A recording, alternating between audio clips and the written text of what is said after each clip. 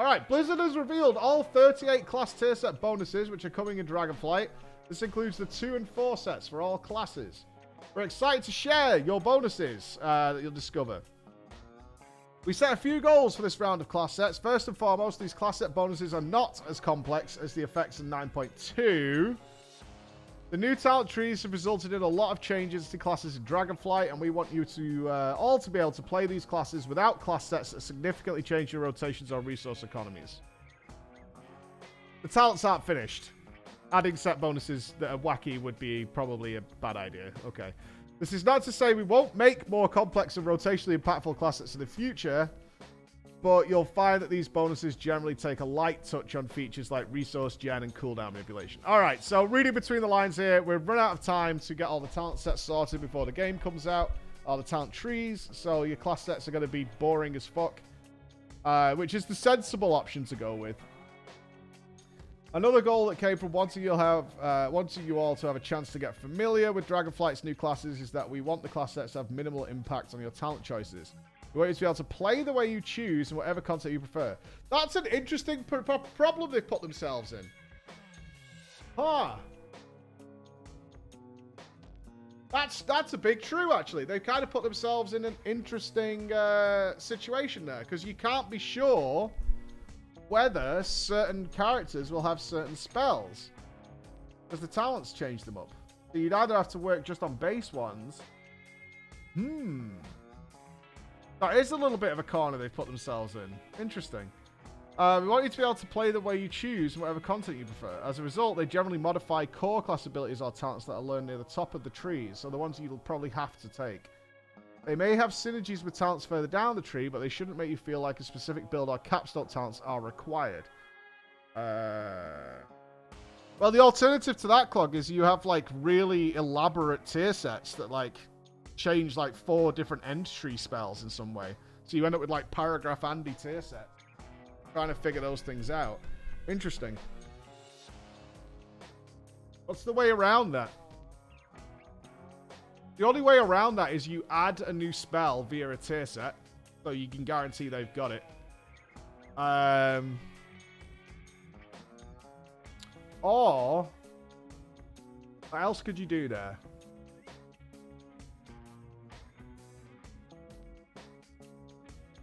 I have to think on that. Yeah, there's enough, but I don't think they want to add a new spell in. That's tricky. To make them fun and interesting. Ooh, it could do something like empowering a piece of armor.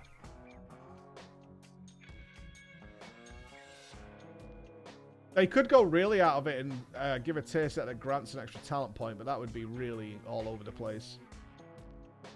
So like for a Death Knight or something, it empowers your weapon. Right?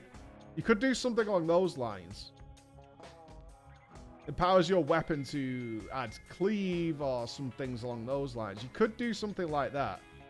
No, with an effect. It gives your weapon a new effect. So you could have something like... shit, what was that legendary? Shadowmourne. You know, like the Shadowmourne effect? So you could have a tier set that provides something like... because I think most people... Like, some rotational stuff could be is nice, but you could also have some really cool visual effects that happen if you have the tier set bonus. Because that's what most people remember about Shadowmourne, is like the spinning thing that happened around you. You could do something similar for casters like Dragonwrath did, where it duplicated spell casts. You could do something like that instead. Because you have to think of when you make a tier set, it has to be something that every player has.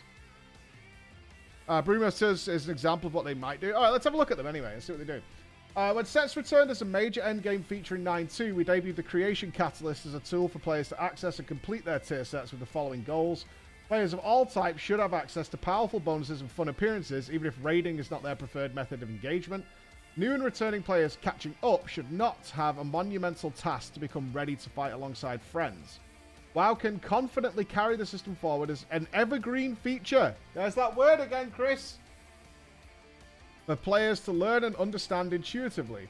We think those goals are met. And while there's room for improvement, both in understanding the means by which charges accrue, as well as tuning prohibitive currency costs for alts, We're happy to say that the Catalyst, which will be known as the Inspiration Catalyst in Dragonflight, and just the Catalyst moving forwards, why not just call it the Catalyst now then, will return to the Isles as a companion system to class sets for the foreseeable future. I assume this will still be something that unlocks in like a few weeks to allow for other people. It's not supposed to be a primary source of gaining tier sets. We'll have more details to share on everything Catalyst related in the future update, but for now it's worth mentioning that we're planning on keeping the unlock cadence the same to start. I'm confused why you're moving it to Dragon Isles and not just having the Catalyst as be like a main city feature that's run by like a Department of Goblins or something like that that's there just forevermore. Like the Catalyst is there. Instead of, you know, moving to the current thing. Why not? If you're going to utilize this system going forward, why not add it to the main cities so everyone knows where it is and we don't have the I can't find the PvP vendor thing again. Right? Make it into a thing, like they did with the reforging guys, where they just added it to the major cities. They just gave them an alcove and stuff like that. Catalyst mount. Anyway, playing with these bonuses and providing feedback. To try these set bonuses in the beta, log into the endgame realm and look for Setsatoran near the current PvP and Professions vendor in Orgrimmar and Stormwind. Please share bugs you find with the reporting tool. Alright, so Blood's getting, when a Bone Shield charge is consumed, you have a 20% chance to generate 1 rune. Wow. Okay, yeah. Ugh. After 10 Bone Shield charges are consumed, gain 10% damage and haste for 10 seconds. Obliterate and Frostside crit damage is increased by 15%. Yeah, I mean, they did pre-warn this. It is the sensible way to go with. It's sensible. Bursting of Festering Wound grants you Violent Fusion, increasing damage and attack speed by 10% for 5 seconds. Your primary ghouls' attacks have a 15% chance to increase your damage and haste by 10%. This chance is increased during Violent Fusion.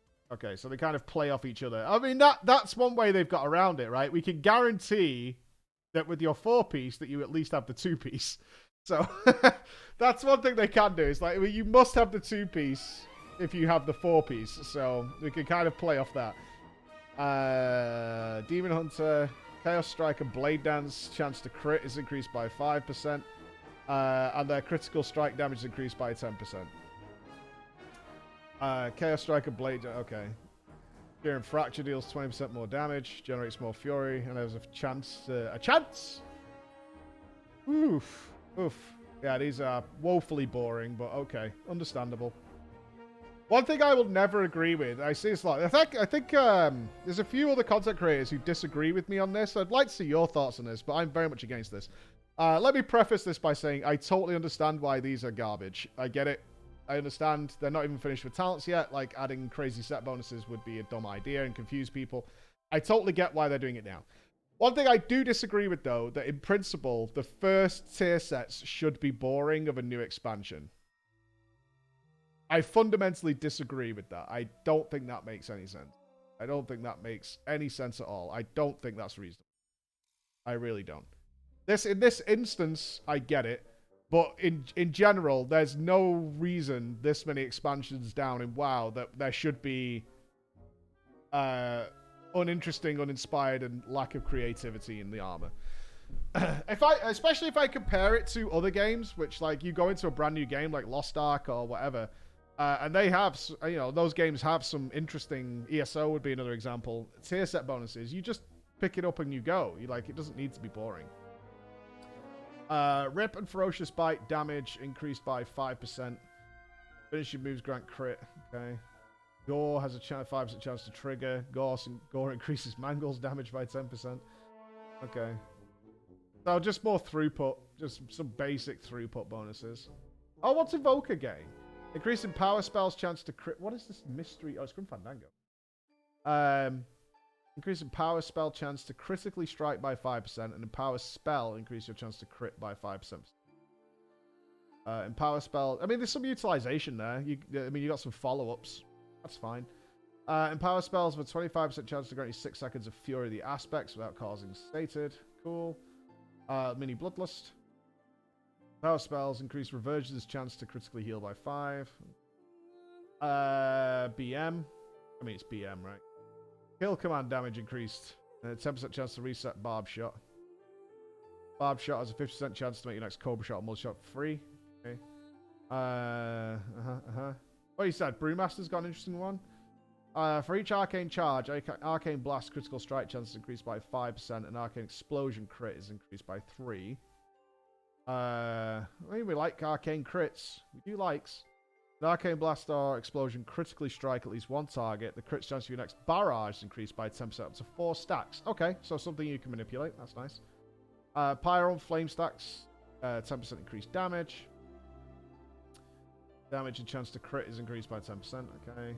Brewmaster. Hitting an enemy with Tiger Palm or Spinning Crane Kick grants Brewmaster's Rhythm, increasing damage dealt and reducing damage taken by 1% for 10 seconds, stacking up to 4 times. Okay, so you can stack that up. Yeah, these Snorefest, but understandably so. For each stack of Brewmaster's Rhythm, Purifying Brew clears 3% more of your damage, delayed with Stagger. Yeah, Monk's not bad. That's alright. There's a few things to manipulate there. That's pretty cool. Healing from your mists increased by 50% on targets with Renewing Mist. And Essence, Font, and Vivify healing are increased by 10%. And your Renewing Mists extended by 1 second. Mists boost your next 2 spells. What's Ret getting? This should nerf your damage. Based on what we've seen on the beta. Your 2-set bonus reduces the damage of your character by 10%. Blade of Justice and Judgment grants strength. Increase the damage of your next attack by 2. When you consume Crusader Strength, the damage of your next blade is increased by 50% for each stack you have. Alright. Yeah, okay. I mean, I'm kind of done reading these. I get the idea. Bit of haste here. Some mini buffs. Very short duration as well. Very short duration. I think that might be the play, is to affect your armor in some way. With these talent trees. Enhances Trash Fire, though, if you want to giggle. Enhances really bad. I'm past it. Shaman. Storm Strike increases the damage of your next Lava Lash by 10% and causes Don't both of the enhancement builds go sort of different directions? I know they've changed them a bit. Consuming Maelstrom weapon stacks reduces the cooldown of Storm Strike, Lava Lash, and Crash Lightning. Flame Shock or Frost Shock by a half second per stack. Chosen randomly. Okay. Woohoo! It's randomly... And that's what Enhanced needs, is more like low cooldown spells that are just randomly off cooldown again. Yeah, just completely randomized. That's fine. Demon Bolt and Fellstorm damage increased by 20%. Like, you could be way more general with stuff like Demonology. What would I like to see as a set bonus for Demonology? I think I'd be okay. Instead of it being like a flat 20% damage, or a chance to increase the damage, that it summons a random monster that still does the same effect, right? That's the way I look at these things. It still has the same effect of increasing damage, but it summons some sort of bigger demon that can come running out. That makes you feel more like a Lord of Darkness. I might like something like that. Pet AI? Honestly, all I've heard is Pet AI is not bad in Dragonflight. But, I mean, it's always going to have its problems. But you're playing Demonology. If you're worried about Pet AI, playing Demonology maybe isn't the correct way to go. If you're really bothered by Pet AI, choosing a Demonology Warlock to play is probably not that smart. Just saying. You know what I mean? Like, there are other ways to go if that's going to be an issue. 6 set for demo, summon THD to farm AP for 1 hour. Oh god, he'd be so busy. I could just about deal with my ghoul. Summon or empower current demon, that would work. I would just like I picture like a portal opening and a big demon comes out. You know, not just a Doom Guard, but something cool that comes charging out. That's maybe even some new models or something like that. That makes it cool. Or duplicates your current pets. You know, something like that. A Pit Lord, or you get like 3. I always like the Demonology pets that are near you, because Imps is impressive, but you never really see your Felguard or whatever because he's just in the melee cluster. But I do like caster demons to come out and do things like that. Or is some sort of grimo we could read that sacrifices demo pets to make you actually powerful, and it isn't a wasted point. A pit lord with baller? That's what I'm thinking. Like, think of it more visually.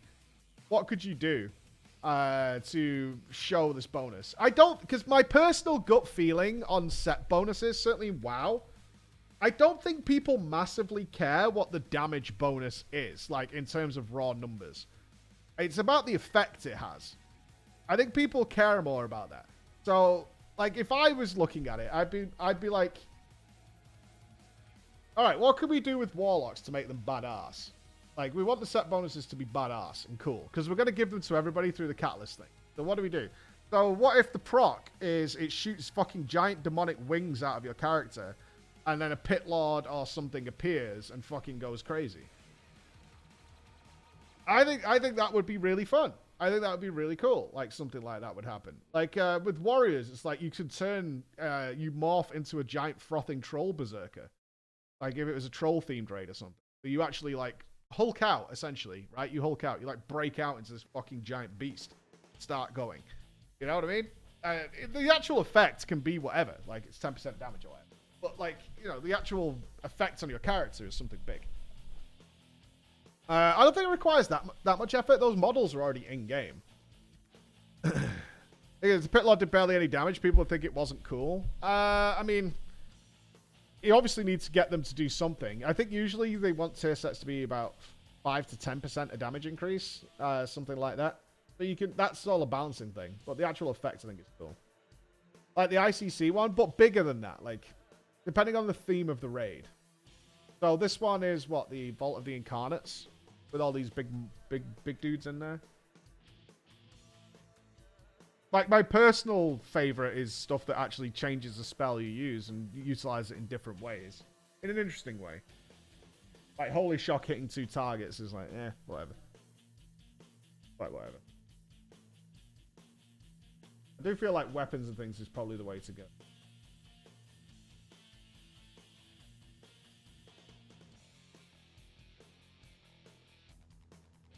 Yeah. Yeah, Holy Shock on 2 targets is very powerful, but actual playing it, not that fun. A Vuln stack. The DK bonus was more crit for Frost, I think. Crit damage and chance for it not to consume Killing Machine. This one gives you attack speed and haste. And this one gives you haste and a chance to generate a root. Yeah. Like that. They sell it. If the demon is barely under your control and it breaks it and charges you just before it gets to you, you manage to send it off. We don't need Doom Guards running wild in a raid again. That was just frustrating. Certainly if you had to banish it or whatever. That would be a pain. Cool if that Holy Shock made the second target get struck by a big-ass lightning bolt. Yeah, Paladins you can do so much with. You can actually do so much with Paladins.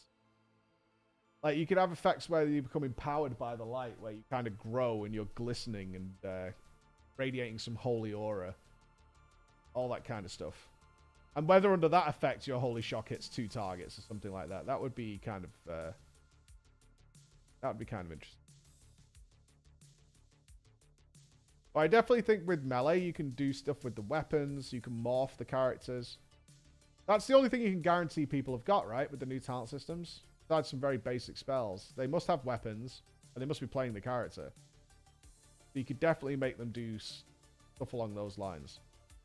Nope, we just get to drop a stronger piss puddle on the floor. Can imagine the ghost of Uther coming and whacking the target with his hammer. That would be very cool. Raised by the light.